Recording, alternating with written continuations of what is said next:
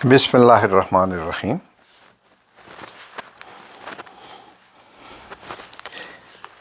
حضرت اویس کرنی رحمۃ اللہ علیہ یہ ایک بزرگ تھے۔ یہ کرن ایک قبیلہ تھا یمن میں، یہ اس کے رہنے والے تھے۔ یہ نبی اکرم صلی اللہ علیہ وسلم کے دور میں تھے، والدہ کی خدمت کرتے تھے۔ ان سے اجازت لے کر نبی صلی اللہ علیہ وسلم کے دیدار کے لیے حاضر ہوئے، مگر اللہ کے محبوب سفر پر صلی اللہ علیہ وآلہ وسلم سفر پر جا چکے تھے۔ پیچھے والدہ اکیلی تھی، بیمار تھی، اس لیے ویسے ہی واپس آ گئے۔ جب نبی اکرم صلی اللہ علیہ وآلہ وسلم سفر سے واپس تشریف لائے، آپ کو پتہ چلا تو معتبر کتابوں میں لکھا ہوا ہے کہ نبی اکرم صلی اللہ علیہ وسلم نے اپنا جبہ حضرت عمر رضی اللہ عنہ کو دیا اور کہا کہ تم ان کو فلاں فلاں جگہ تلاش کرنا، نشانیاں بتائیں کہ وہاں تمہیں ملیں گے، اور ان کو میری طرف سے جو جبہ ہدیے میں پیش کرنا، اور ان کو کہنا کہ وہ میری امت کے لیے مغفرت کی دعا کریں۔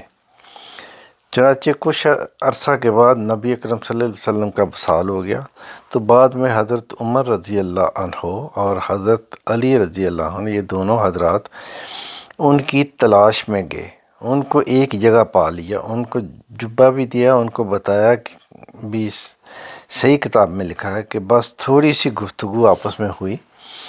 اس کے بعد اویس کرنی رحمۃ اللہ علیہ نے کہا کہ آپ نے بھی آخرت کی تیاری کرنی ہے اور میں نے بھی آخرت کی تیاری کرنی ہے،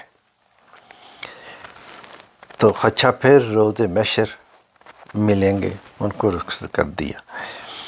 تو یہ یعنی کہ اللہ کے نبی صلی اللہ علیہ وسلم ان کے صحابی نہیں ہیں، لیکن اللہ کے نبی صلی اللہ علیہ وسلم ان کو یمن سے ان کی ٹھنڈی ہوا آتی تھی تو وہ ان کا ذکر کرتے تھے کہ وہاں میرا ایک امتی ہے۔ تو وہ حضرت عمر رضی اللہ عنہ اور حضرت علی رضی اللہ عنہ جب ان کو ملے تو انہوں نے کہا کہ اللہ کے نبی صلی اللہ علیہ وسلم نے یہ پیغام دیا تھا کہ میری امت کی مغفرت کی دعا کرنا۔ تو انہوں نے کہا کہ دیکھیں آپ تو وقت کے خلیفہ ہیں، تو آپ دعا کریں، میں آمین کہوں گا۔ تو انہوں نے کہا نہیں، اللہ کے نبی صلی اللہ علیہ وسلم ان کا حکم تھا کہ آپ دعا کریں اور ہم آمین کہیں۔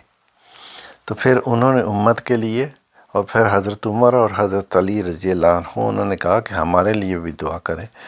تو پھر انہوں نے ان کے لیے بھی اور امت کے لیے بھی دعا کی، اور حضرت علی رضی اللہ عنہ اور حضرت عمر فاروق رضی اللہ عنہ انہوں نے آمین کہی، اور وہاں سے یعنی کہ علیحدگی ہو گئی۔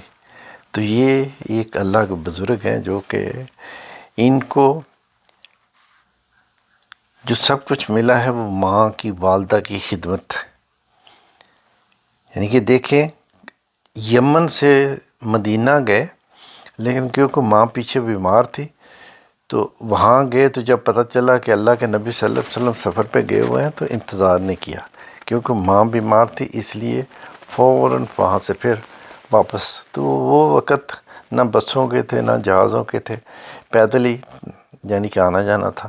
تو پھر وہ واپس اسی طرح بھاگ دوڑ میں پھر واپس آ گئے اور اپنی ماں کی خدمت کرتے رہے۔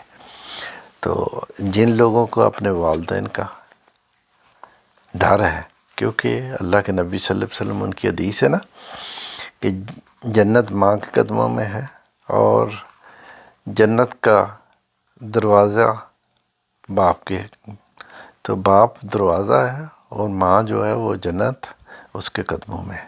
تو اس لیے والدین کی جتنی بھی خدمت کر سکو کرو۔ اللہ تعالی ہم سب کو والدین کی خدمت کرنے والا بنائے، آمین۔